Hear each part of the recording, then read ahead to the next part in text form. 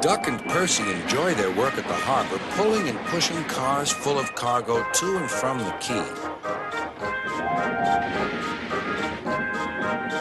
But one morning, the engines were exhausted. The harbor was busier than ever.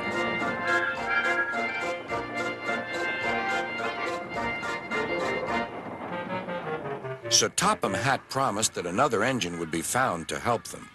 "Huh, it's about time," said Percy.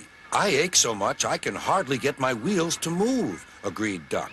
They waited for the engine to arrive. It came as a shock when he did. "Good morning," squirmed Diesel in his oily voice. The two engines had not worked with Diesel for a long time.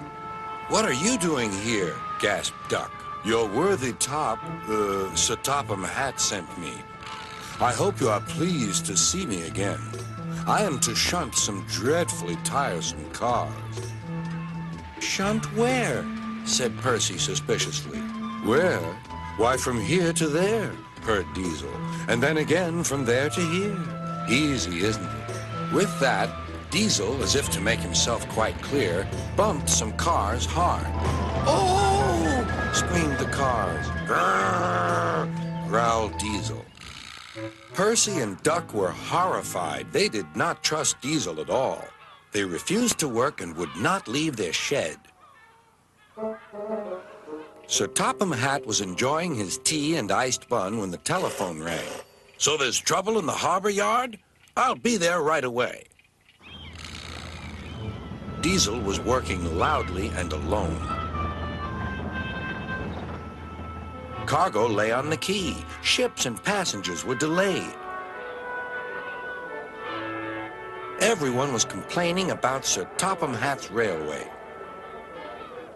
Percy and Duck were sulking in their shed. "What's all this?" demanded Sir Topham Hatt. "We're on strike, sir," said Percy nervously. "Yes," added Duck. "Beg pardon, sir, but we won't work with Diesel, sir." "You said you sent him packing, sir." "I have to give Diesel a second chance," replied Sir Topham Hatt. "I'm trying to help you by bringing Diesel here. Now you must help me. He was the only engine available." Percy and Duck went sadly back to work. Next morning, things were no better. Diesel's driver had not put his brakes on properly, and Diesel started to move. He went bump straight into Percy. "Wake up there, Percy," scowled Diesel. "You have work to do." He didn't even say he was sorry to Percy. Later, Diesel bumped the cars so hard that the loads went everywhere. "What will Sir Topham Hatt say?" gasped Percy. "He won't like it," said Duck. "So who's going to tell him, I wonder? Two goody-goody tattletales like you, I suppose?" Percy and Duck did not want to be tattletales, so they said nothing. Diesel, thinking he could get away with his bad behavior, was ruder than ever. Next day, he was shunting freight cars full of china clay. He banged the cars hard into the buffers, but the buffers weren't secure. The silly cars were sunk. Sir Topham Hatt heard the news. The cars were hoisted safely from the sea, but the clay was lost. Sir Topham Hatt spoke severely to Diesel. "The harbor master has told me everything. Things worked much better here before you arrived.